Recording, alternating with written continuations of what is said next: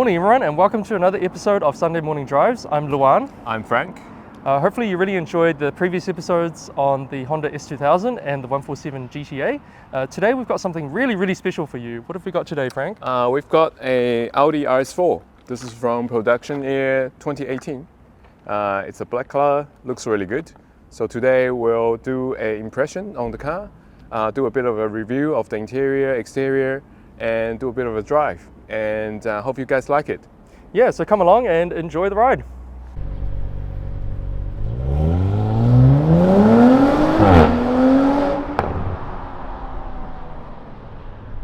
All right, Frank, well, tell us a little bit more about this amazing looking Audi RS4. So we've opened up the engine bay. So you can see this is a V6. It's a 2.9 petrol engine with turbo, twin turbo. It's got 444 brake horsepower and 600 Newton meters of torque. I used to have a VW Passat V6, the B5.5, and it was very similar as well. The V6 engine pretty much sat in the front of the car. And I think also it's to do with having a little bit better, noise isolation as well, because it means that you've got a bit of a gap between the engine and the interior. I guess it's a compromise between comfort and performance. But I think the way that Audi has tuned this particular RS4, it feels quite neutral. It's very nice to drive, in spite of the engine placement. All right, so moving on to the exterior of the RS4. I really like the look of this car because it's a little bit more understated, it's not too over the top, and it looks like a really nice performance wagon. Do you like the vents? Yeah, I think the vents actually look really good. They don't stick out too much, and as far as we can tell, they're actually functional vents as well, so they're not just there for show.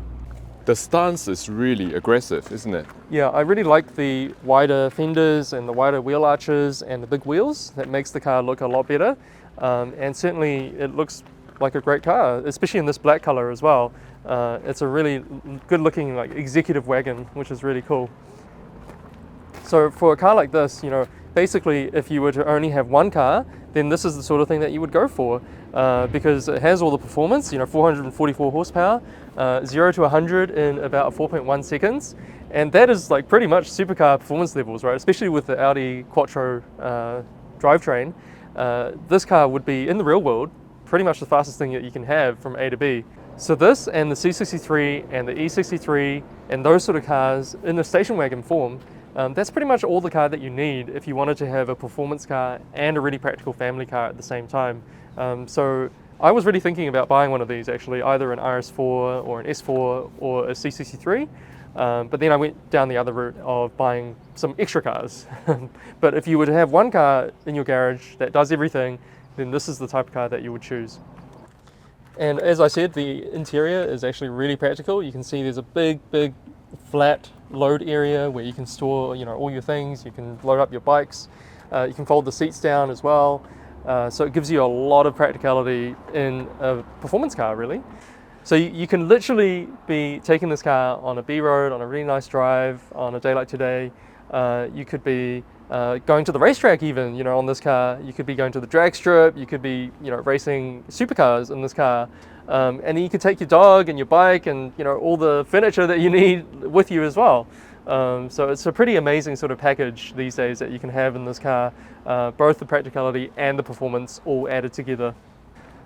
And let's have a look at the interior as well. The interior is really luxurious. You can see those quilted leather seats. They look amazing. I love that about these RS cars. And just the carbon fiber trim as well just gives you a feel that, hey, it is actually a bit of a sports car, as well as a really practical family wagon. So the interior is very nice, huh? Very good Audi quality.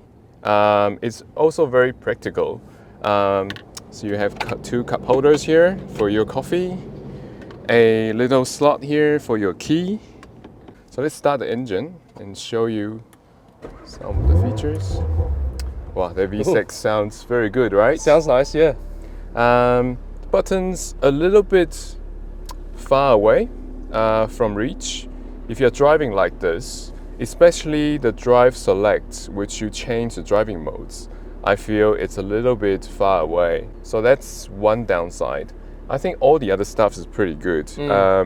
The infotainment system is typical Audi, really nice to use, simple, and this rotary button is really good. I like this for the Audi and also for the BMW as well.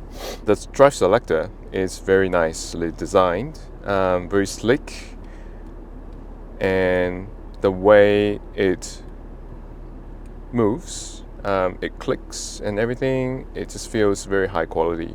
The instrument cluster is also very nice and simple. It's fully digital, but very clear. And I really like how the temperature gauge and the fuel gauge is actually physical. So you can see them all the time. They don't change with the digital cluster. So that's really nice.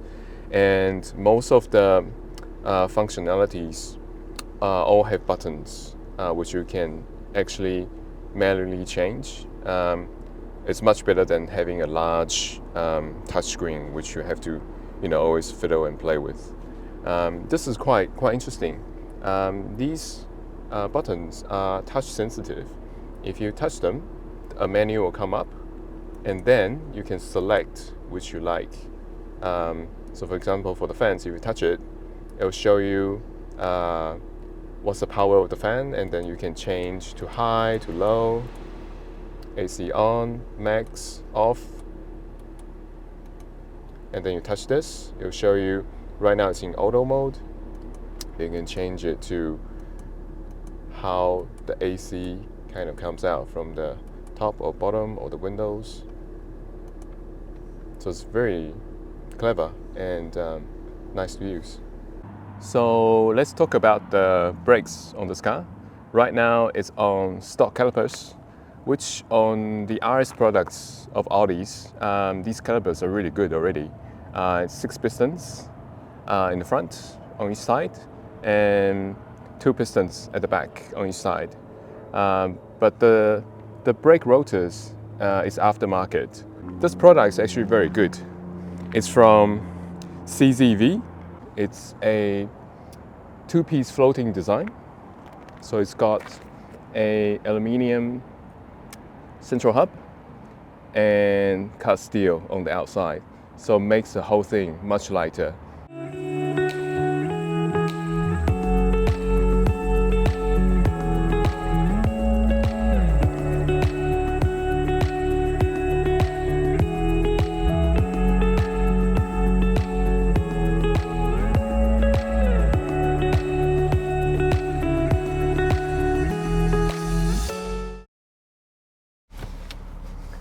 Hi everyone, we're inside the car. Yeah, it's really nice in here, and the car's done 50,000 kilometers, but the interior looks pretty much brand new, so it's really good. I like the fact that the interior has worn really well. You can't see any wear marks really. That's right. Any of the buttons or on any of the interior, which is much better than the old VW Audis.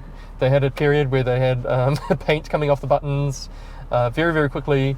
So definitely a much higher quality interior, which is good to see. Just generally ergonomically, it's just very good. Yeah, I really like the big screen as well in the dash. It's not too over the top, it's not too in your face, but it gives you, the sat nav and the rev count and all the relevant information that you need. It's very customizable too. So you can change it to full view of the map, then change back to the performance and map on the side, which is really good, really clear. Yeah. Cool. All right, here we go, Audi RS4, huh? So right now we're in comfort mode.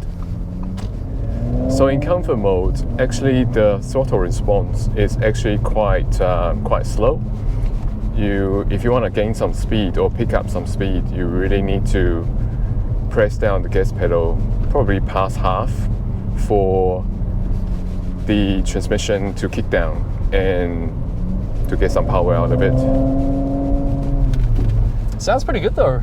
I'm actually quite surprised. It sounds really nice. Yeah, but in normal mode, it's actually quite comfy. Suspension's quite supple. Okay, let's go for dynamic.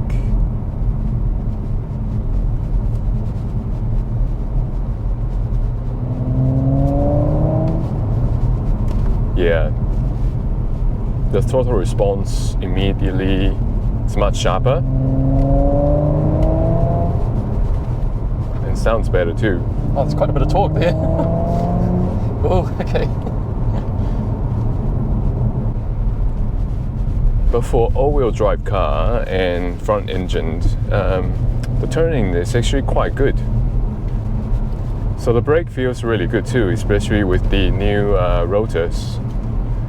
The bite is really strong, give you a little, quite a bit of confidence,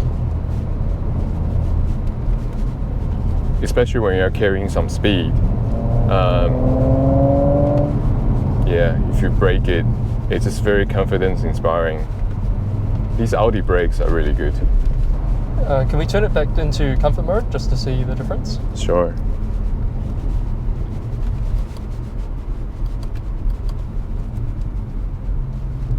Oh yeah, it's Okay, noticeable. so now we're in comfort mode.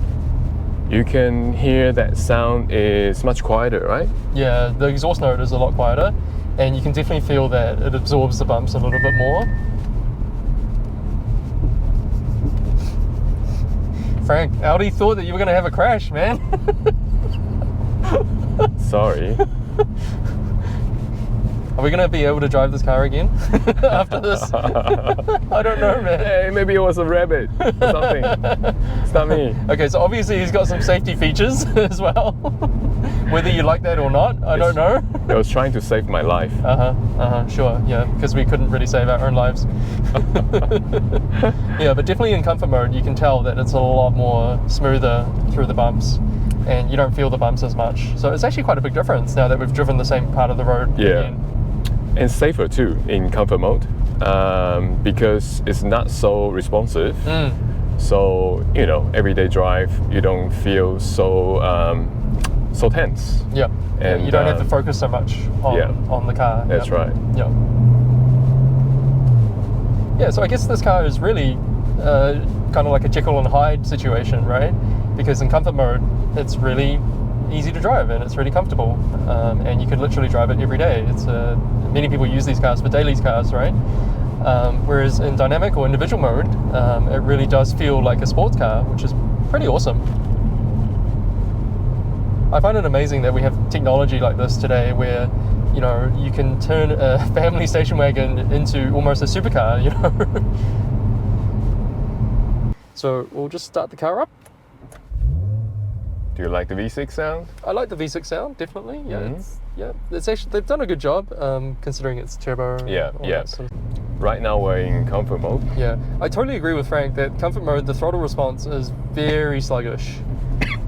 You really have to push down the pedal quite a bit.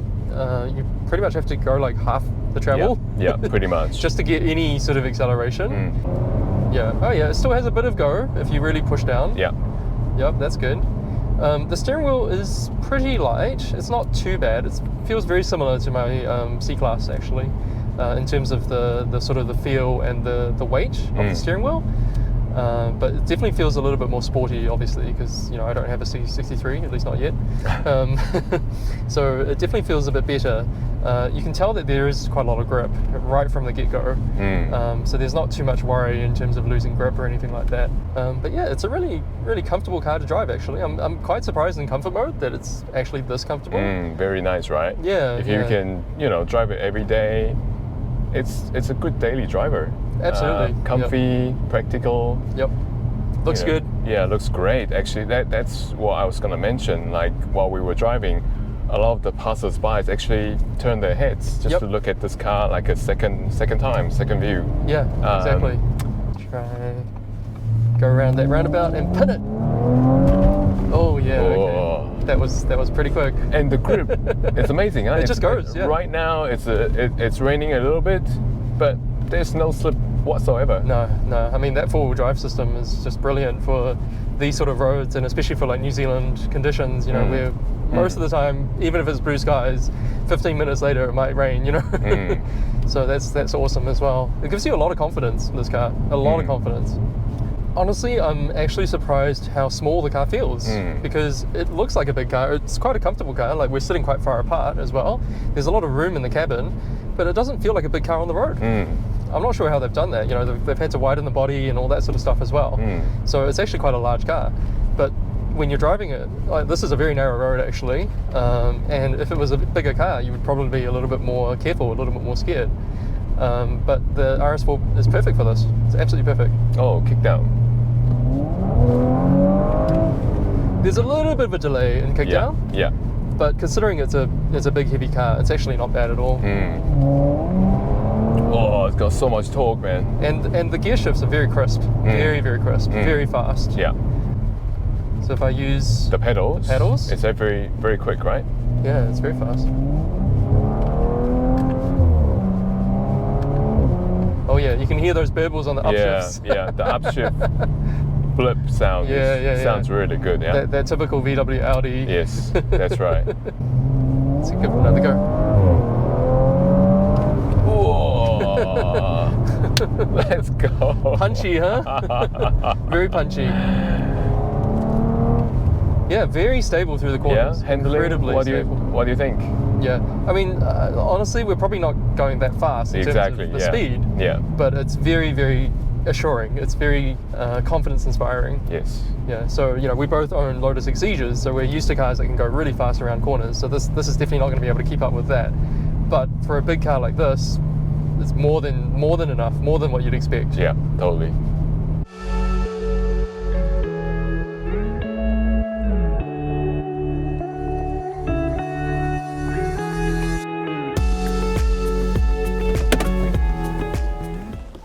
So, Frank, after that drive, what do you think about the Audi RS4? That was a fun drive, right? Yeah, it's a really, really cool car.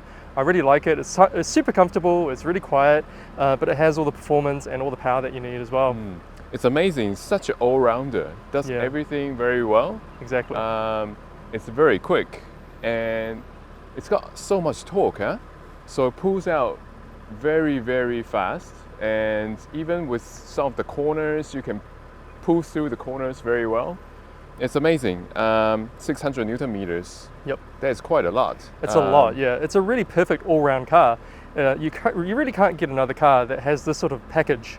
You know, you have a station wagon, it's super practical, and you know, you get all the power and the torque, and it has the Audi Quattro four-wheel drive system as well. So it can do that sort of performance driving and putting all the power down in any sort of weather as well. That's right. It's very suited for New Zealand, actually, the New Zealand lifestyle. You can take it to the ski field. You don't probably even need chains to go up the mountain. That's right. If the weather's okay. Yeah. You know, take it for, you know, a surfing trip. You know, for camping trips. Yep. Even for the track. Yep. So it's very amazing. And it might save a lot of people from having to get an SUV, which is always a good thing, right? That's right. That's right. Yeah. So thanks for watching, and hopefully we'll be bringing you more cars like this in the future. Stay tuned, subscribe, and like. And we have to thank our sponsor today as well. Yeah, thank you for OK Motors for lending us this very amazing RS4 for us to review and film. So thank you so much for watching. We'll see you next time. See you next time.